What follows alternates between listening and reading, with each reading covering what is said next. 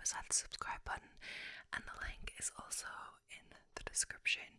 Basically, this means you can access member-only features, so exclusive badges depending on how long you've been a member, exclusive emojis, shout out at the end of every video, and 2 exclusive videos per month. So yeah, thank you so much for clicking on this video.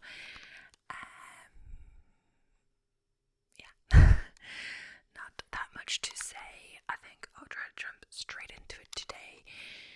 But yeah, everything is going well. Got a lovely sleep last night. I hope you guys get some nice rest too. Perhaps with this video, perhaps otherwise. And yeah, I'm still drinking my coffee though, even when I've had like nearly 9 hours straight sleep. Oh well, it's just a tradition or whatever. But yeah, I think I'll get straight into it. We are back with another true crime already, well, depending on when I post this, but I just filmed the other one not so long ago and posted it not so long ago. But yeah, this one is the Lindbergh Kidnapping, where Charles Lindbergh's son, Charles Lindbergh Jr., was kidnapped. So yeah, this is a solved case. They did convict someone for this crime and actually execute him. But it took a little bit. I'm not exactly sure when I was thinking about this how long it actually took for them to he was kidnapped on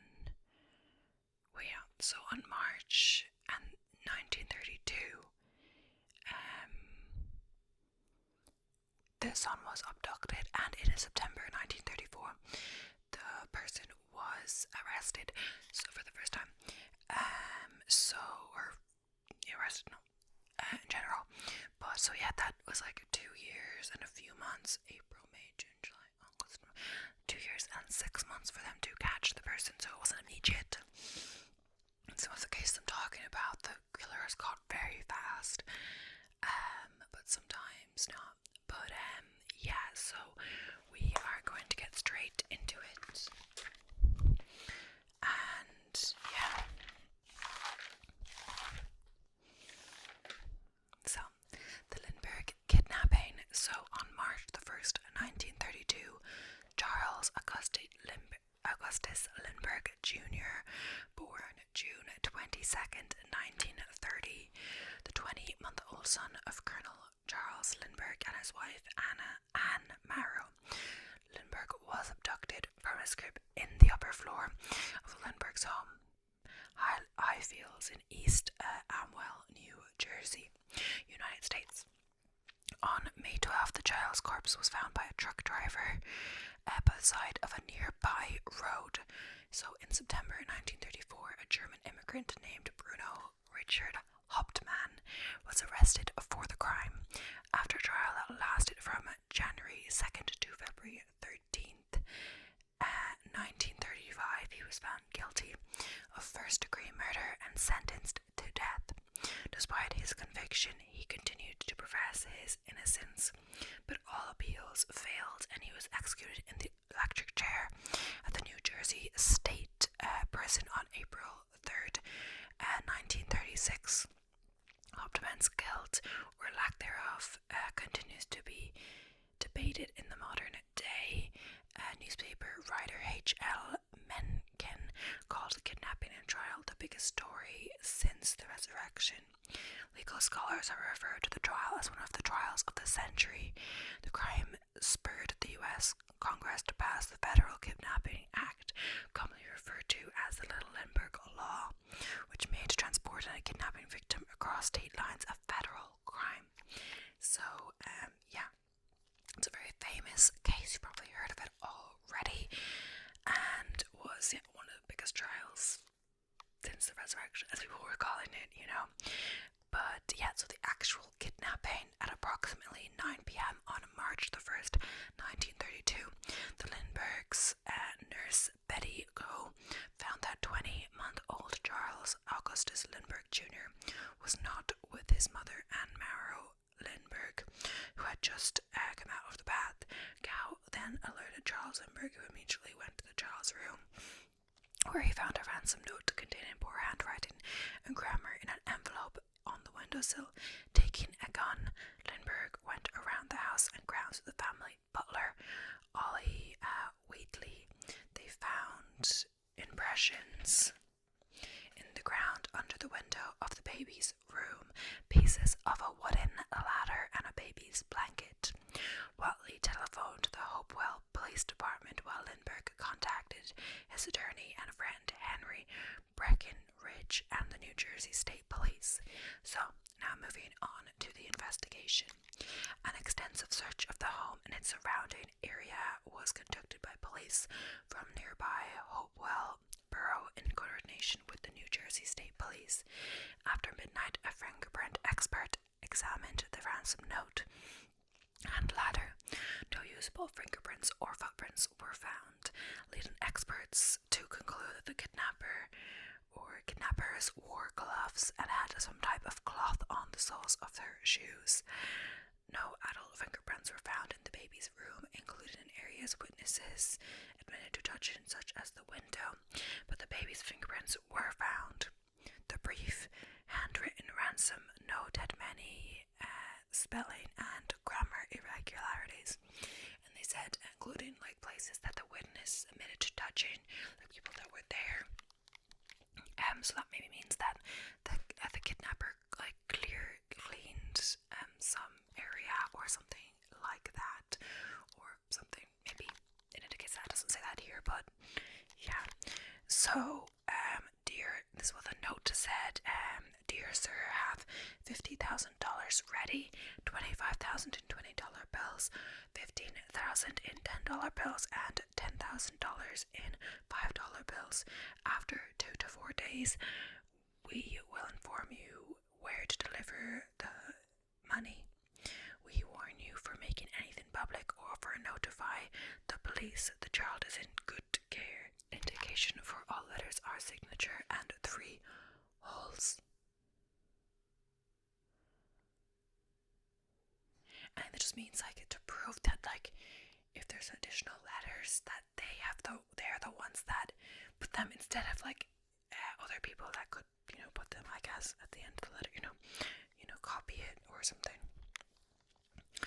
At the bottom of the note were 2 interconnected blue circles surrounding a red circle with a hole punched through the red circle and 2 more holes to left and right. On further examination of the ransom note by professionals, they found it was all written by the same person. They determined that due to the odd English, the writer must have been foreign, spent some time but little time in America. The FBI then found a sketch artist to make a portrait of the man they believed to be the kidnapper. So their attempt at identifying the kidnapper was made by examining the ladder that was used in the crime to abduct the child. Police realized that while the ladder was built incorrectly, it was built by someone who knew how to construct with wood and had prior building experience. No fingerprints were found on the ladder. Slivers of the wood were examined, as the police believed that this evidence would lead to the kidnapper. They had professionals see how many different types of woods were used, what pattern was made by the nail holes, and if it had been made indoors or outdoors. This was later a key element in the trial of the man who was accused of the kidnapping. On March 2nd, 1932, FBI Director J. Edgar Hoover contacted the Trenton, New Jersey Police Department. He told the New Jersey Police that they could contact the FBI for any resources and would provide any assistance if needed. The FBI did not have federal jurisdiction until May 13th, 1932, when the President declared the FBI was at the disposal of the New Jersey Police Department and the FBI should coordinate and conduct the investigation. The New Jersey State Police offered a $25,000 reward, equivalent to $536,000 in 2022, for anyone who could provide information pertaining to the case. On March 4th, 1932, a man by the name of Gaston B. Means had a discussion with Evelyn Walsh McLean and told her that he would be of great importance in retrieving the Lindbergh baby. Means told McLean that he could find the kidnapper news because he was approached weeks before the abduction about participation in a big kidnapping. And he claimed that his friend was the kidnapper of the Lindbergh child. The following day, Means told McLean they had made contact with the person who had the Lindbergh child. He then convinced McLean to give him $100,000 to obtain the child. Because the ransom money had doubled, McLean obliged, believing that Means really knew where the child was. She waited for the child's return every day until she finally asked Means for her money back. When he refused, Mrs. McLean reported him to the police and he was sentenced to 50 years in prison on embezzlement charges. So, believe that he just said that he knew the person that had the child just to get money from them. Violet Sharp, who was suspected as a conspirator, died by suicide on June 10th before she was scheduled to be questioned for the fourth time. Her involvement was later ruled out due to her having an alibi for the night of March 1st, 1932. In October 1933, Franklin D. Roosevelt announced the Federal Bureau of Investigation would take full jurisdiction over the case. So, prominence. Word of the kidnapping spread quickly. Hundreds of people converged on the estate, destroying any footprint evidence. Along with police, well-connected and well-intentioned people arrived at Lindbergh estate. Military colonels offered their aid, although only one had law enforcement expertise. Herbert Norman Schwarzkopf, superintendent of the New Jersey State Police. The other colonels were Henry Skillman, Breckinridge, a Wall Street lawyer, and William J. Donovan, a hero of the First World War who later headed the Office of Strategic Services, OSS, the forerunner of the CIA. Lindbergh and these men speculated the kidnapping was perpetrated by organized crime figures. They thought the letter was written by someone who spoke German as his native language. Maybe that's because good was written like G-U-D, which is good in German. At the time, Charles Lindbergh used his influence to control the direction of the investigation. They contacted Mickey Rosner, a Broadway hanger-on rumored to know mobsters. Rosner turned to two speak-easy owners, Salvatore Salvi Spitale and Irvin Pitts, for aid. Lindbergh quickly endorsed the duo and appointed them his intermediaries to deal with the mob. Several organized crime figures, notably Al Capone, Willie Moretti, Joe Adonis, and Abner Swilban, spoke from prison, offering to help return the baby in exchange for money or for legal favors. Specifically, Kepper offered assistance in return for being released from prison under the pretense that assistance would be more effective. This was quickly denied by the authorities. The morning after the kidnapping, authorities notified President Herbert Hoover of the crime. At that time, kidnapping was classified as a state crime, and the case did not seem to have any grounds for federal involvement. Attorney General William D. Mitchell met with Hoover and announced that the whole machinery of the Department of Justice would be set in motion to cooperate with the New Jersey authorities. The Bureau of Investigation, later the FBI, was authorized to investigate the case, while the United States Coast Guard, the U.S. Customs Service, the U.S. Immigration Service, and the Metropolitan Police Department of the District of Columbia were told their services might be required, so it was getting big. They wanted the child found. New Jersey officials announced a $25,000 reward for the safe return of little Lindy. The Lindbergh family offered an additional $50,000 reward of their own.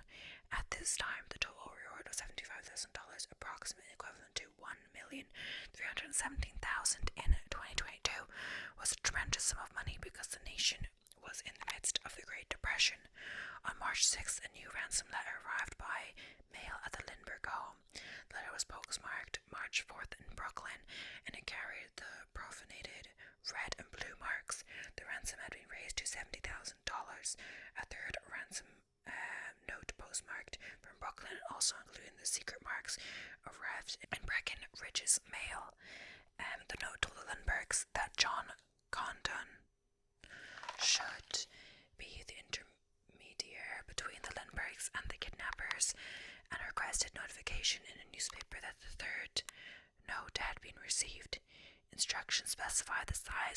box. The money should come in and warn the family not to contact the police. Let's get a bit of coffee.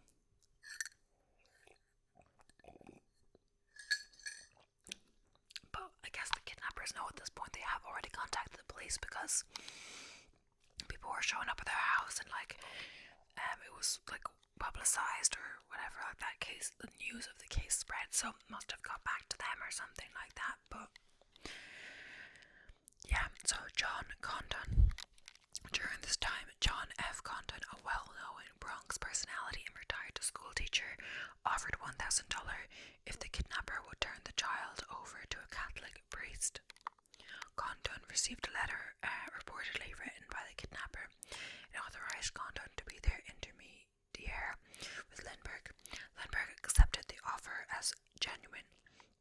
Following the kidnapper's latest instructions, Condon placed a classified ad in the New Jersey American reading, "Money is ready, Jaff's fee." Condon then waited for further instruction from the culprits. A meeting between Jaffsey and a representative of the group that claimed to be the kidnappers was eventually scheduled for late one evening at Woodlawn Cemetery in the Bronx. According to Condon, the man sounded foreign but stayed in the shadows during the conversation, and Condon was thus unable to get a close look at his face. The man said his name was John, and he related his story. He was a Scandinavian sailor, part of a gang of 3 men and 2 women.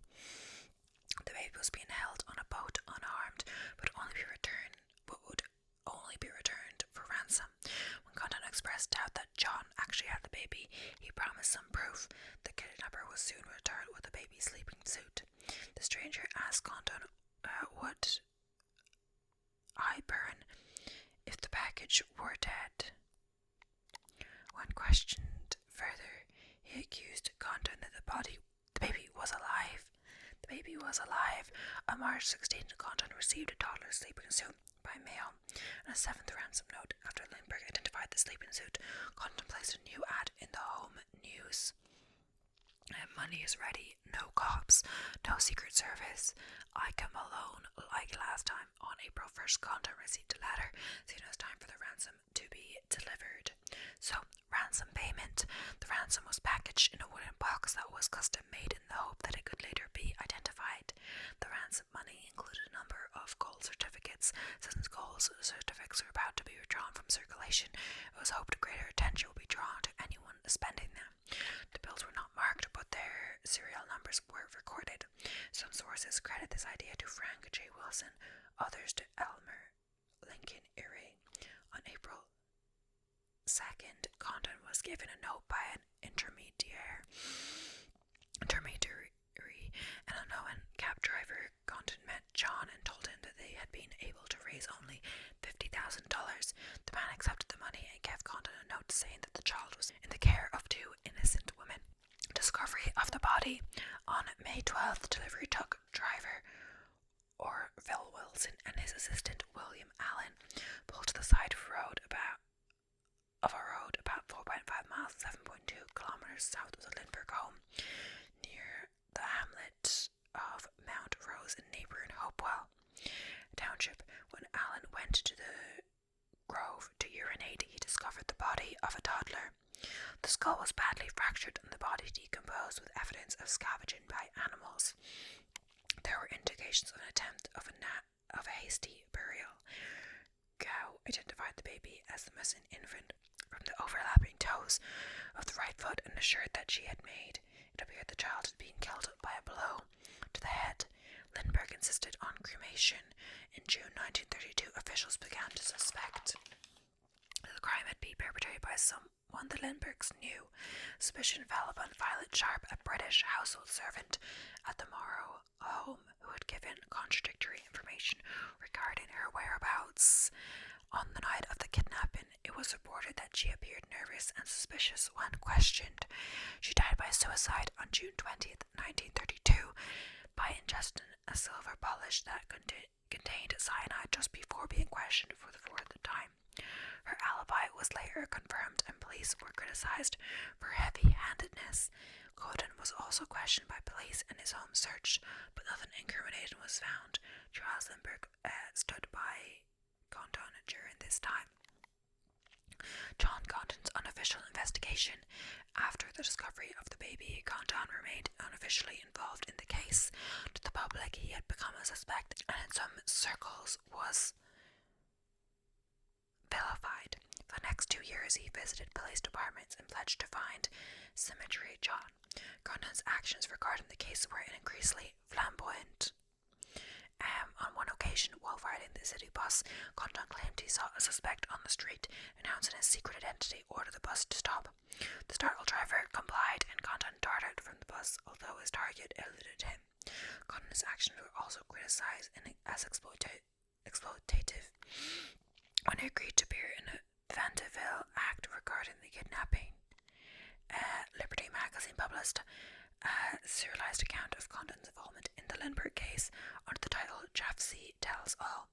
Tracking the ransom money, the investigators who were working on the case were soon at a standstill.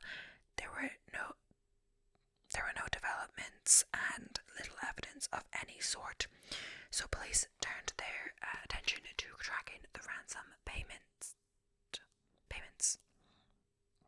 A pamphlet was prepared with the serial numbers on the ransom bills, and 250,000 copies were distributed to businesses, mainly in New York City. A few of the ransom bills appeared in scattered locations, some as far as Chicago and Minneapolis, but those suspending the bills were never found. By a presidential order, all gold certificates were to be exchanged for other bills by May 1st, 1933.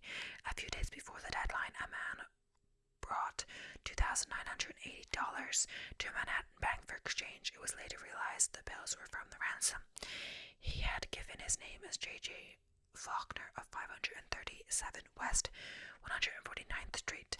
No one named Faulkner lived at that address, and a Jane Faulkner, who'd lived there 20 years earlier, denied involvement. I've got a bit of coffee.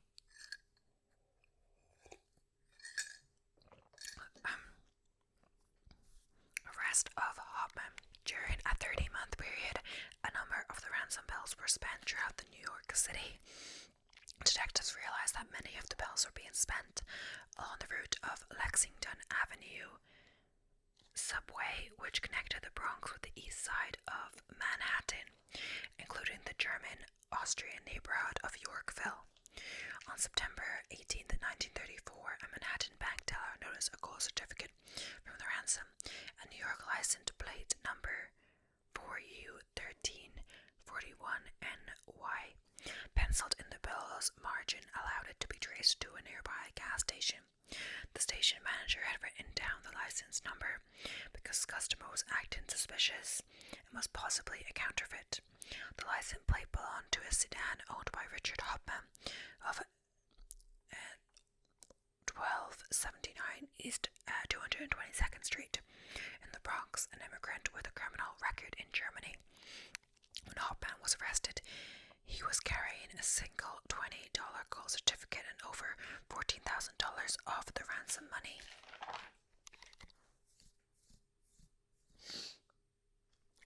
Was found in his garage. Hoffman was arrested, interrogated, and beaten at least once throughout the following day and night. Hoffman stated that the money and other items had been left with him by his friend and a former business partner. Isidor Fish had died on March 29th, 1934. Shortly after return to Germany, Hoffman stated that he learned only after Fish's death that the shoebox that was left contained a considerable sum of money. He kept the money because he claimed that it was owed to him from a business deal that he and Fish made. Hoffman consistently denied any connection to the crime or knowledge that the money in his house was from the ransom. When the police searched Hoffman's home, they found a considerable amount of additional evidence that linked him to the crime. One item was a notebook that contained a sketch of the construction of a ladder, similar to that which was found at the Lindbergh home in March 1932. John Condon's telephone number along with his address were discovered written on a closet wall in the house. key pieces of evidence. A section of wood was discovered in the attic of the home. After being examined by an expert, it was determined to be an exact match to the wood used in the construction of the ladder found at the scene of the crime. Hauptmann was indicted in the Bronx on September 24th, 1934, for extorting $50,000 ransom from Charles Lindbergh. 2 weeks later, on October 8th, Hauptmann was indicted in New Jersey for the murder of Charles August Lindbergh Jr. 2 days later, he was surrendered to New Jersey authorities by New York Governor Herbert H. Lehman to face charges directly related to the kidnapping and murder of the child. Hauptmann was moved by the Hunterdon County Jail in Flemington, New Jersey, on October 19th. So the trial and execution. Trial. Hauptmann was charged with capital murder. The trial was held at the Hunterdon County Courthouse in Flemington, New Jersey, and was soon dubbed the trial of the century. Reporters swarmed the town and every hotel room was booked. Judge Thomas Whittaker Trenchard presided over the trial. In exchange for rights to publish Hauptmann's story in their newspaper, Edward J. Raleigh was hired by the New York Daily Mirror to serve as Hauptmann's attorney. David T. Willens, Attorney General of New Jersey, led the prosecution. Evidence against Hauptmann included $20,000 of the ransom money found in his garage and testimony alleging that his handwriting and spelling were similar to those of the ransom notes.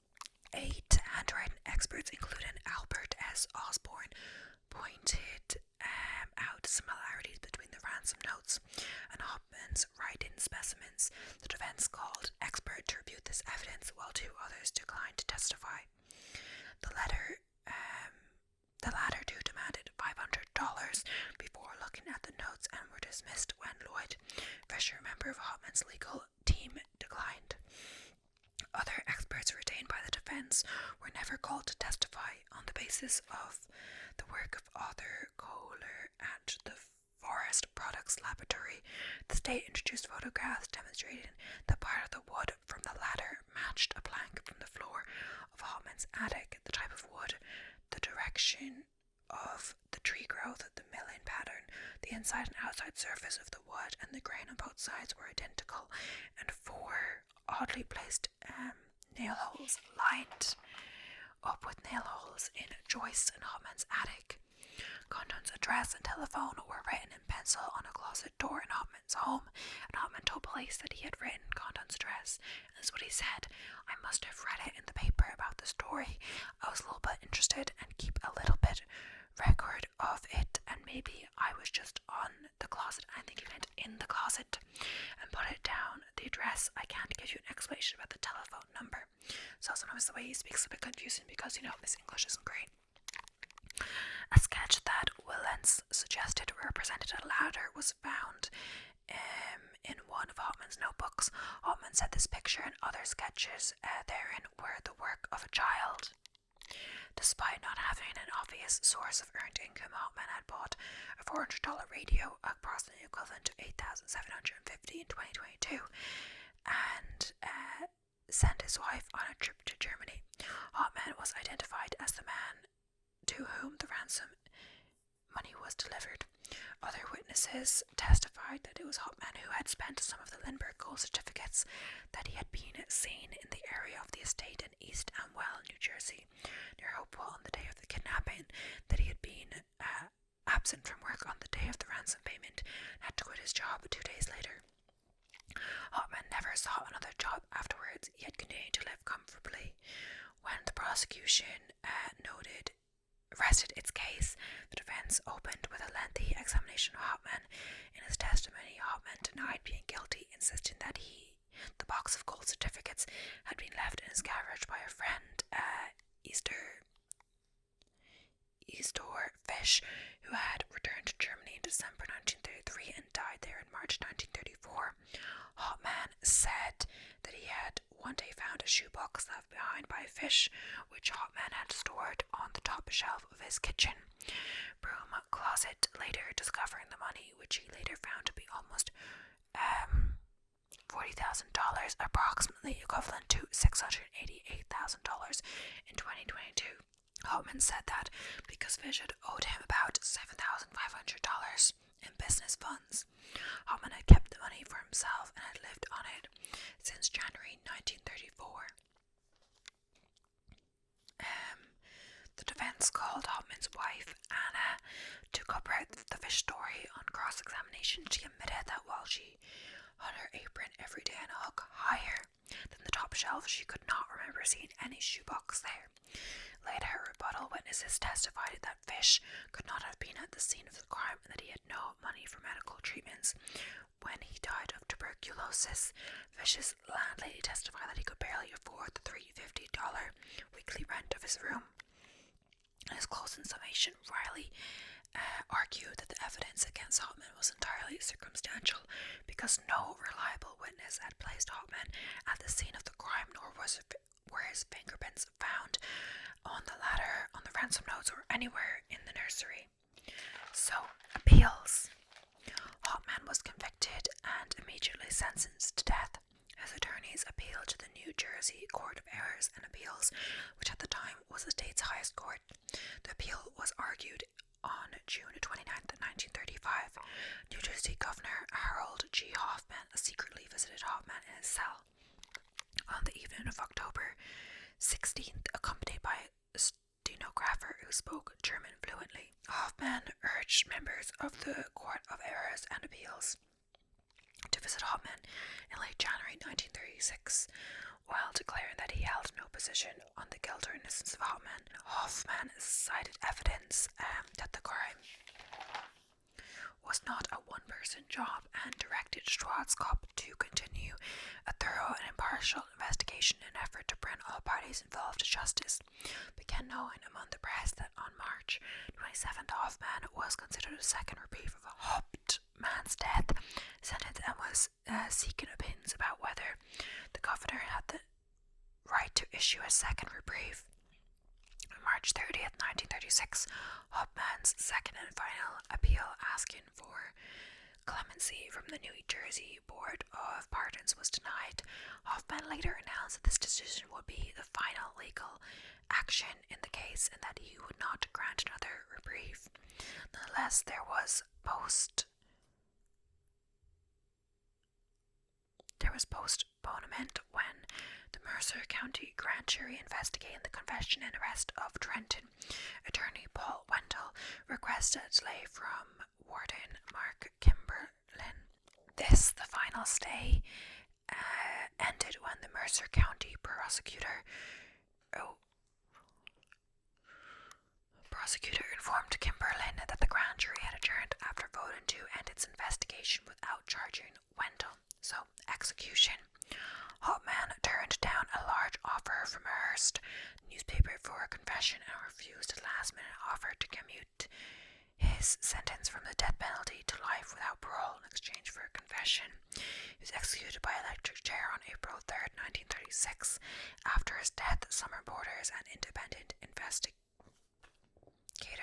came up with numerous questions about the way in which the investigation had been ran, the fairness of the trial, including witness tampered and planted evidence. Twice in the 1980s, Anna Hauptmann sued the state of New Jersey for the unjust execution of her husband. The suits were dismissed due to prosecutorial immunity, and because the statute of limitations had run out, she continued to fight and declare his name until her death at age 95 in 1994 shows she believed in his innocence. Alternate theories. A number of books have asserted Hauptmann's innocence, generally highlighted inadequate police work at the crime scene, Lindbergh's interference in the investigation, the ineffectiveness of Hauptmann's counsel, and weaknesses in the witnesses and physical evidence. Ludovic Kennedy, in particular, questioned much of the evidence, such as the origin of the ladder and the testimony of the witnesses. According to author Floyd Gardner, a fingerprint expert, Erastus Mead Hudson applied the then rare silver nitrate fingerprint process to the ladder and did not find Hopman's fingerprints even in places the maker of the ladder must have touched. According to Gardner, officials refused to consider this expert's findings, and the ladder was then washed of all fingerprints. Jim Fisher, a former FBI agent and professor at Edinburgh University of Pennsylvania, has written 2 books, The Lindbergh Case, 1987, and The Ghost of Hopewell, 1999, addressing what he calls a revision movement regarding the case. He summarizes, "Today, the Lindbergh phenomena is a giant hoax perpetrated by people who are taking advantage of our uninformed and cynical public. Notwithstanding all of the books, TV programs, and legal suits, Hopman is as guilty today as he was in 1932 when he kidnapped and killed the son of Mr. and Mrs. Charles Lindbergh." Another book, Hopman's Ladder, a step-by-step analysis of Lindbergh Kidnapping by Richard T. Cahill. Jr. concludes that Hopman was guilty but questions whether he should have been executed. According to John Reisinger in Master Detective, New Jersey, Detective Ellis Parker conducted an independent investigation in 1936, obtained a signed confession from former Trenton attorney Paul Wendell, creating a sensation and resulting in a temporary stay of execution for Hopman. The case against Wendell collapsed, however, when he insisted his confession had been coerced. Robert Solm's 2012 book, Cemetery John, proposes that Hopman was part of a conspiracy with 2 other German-born men, John and Walter Knol, I'm not sure how to pronounce that. Oh yeah, sorry, it's not Som, it's Zorn. Zorn's father, economist Eugene Zorn, believed that as a teenager he had witnessed the conspiracy being discussed. So in pop culture, there's lots of references in pop culture because it's a famous case, but I'm just going to speak about one. In the novel, so in 1934, Agatha Christie was inspired by circumstances of the case when she described the kidnapping of Daisy Armstrong in her Hercule Poirot novel, Murder on the Orient Express. So that is the end of the notes that I have for now. That is the case. And just on the notes of the novel, yes, that I picked out that one in particular because I recently watched the movie of that. That was really, I think it's a semi-recent movie, I'm not sure exactly. I mean, I can quickly look it up. The Murder, I think I watched it on Prime. The Murder, or Hulu, I'm not sure. Maybe it was Hulu. I think it was Hulu because it says Disney Plus when I look it up on then. No, I like Disney Plus, sorry, not Hulu, but like I think it's Hulu in the States sometimes, so you can get similar things, but yeah, Disney Plus. It's a 2017 movie, and Judi Dench is also in it, Kenneth Branagh, Johnny Depp, like a lot of famous like actors. Anyway, so and it's quite a good movie if you think it. So that's why I don't know if that's why I did this one, but I think it came up sometimes to get ideas for cases. I look up on ChatGPT and it tells me ones, and maybe this one stuck out to me because I knew it was based off this case. The movie that I watched, like, it's not based off the case. It has like some references to it, and it's kind of important. But I don't want to give too many spoilers. But I quite enjoyed that. I kind of like the Agatha Christie vibe, but I'm not sure I like the movies. But I've also read her book, and then there were none. And then I was watching the adaptation, but I wasn't sure about it because there was a lot of killing in that. But either way, yeah, that's the end of the video. Very sad case as per. So they did find who did it, but there is a controversy over whether Hoffman actually did do it or whether he deserved his sentence. But yeah, in a lot of cases, like, I'm not saying that Hoffman didn't do it. I'm just saying that, you know, there are controversies, but there always is. And I read that sometimes at the end of other videos, people discussing whether they in fact did do it. But, you know, I think what I've noticed in this case, in the last case I did, I'm not sure, I have to look into the history of that sometime, but I think executing was more of a thing back then. I feel like nowadays people aren't really executed as much. They just get life in prison. But like, or sometimes without the possibility of parole, depending on what they've done. So yeah, it's interesting that the last 2 people haven't been executed. But yeah, either way, thank you so much for watching. I hope you enjoyed. And see you next one. Don't forget to subscribe if you haven't already. And bye for now. Bye for now.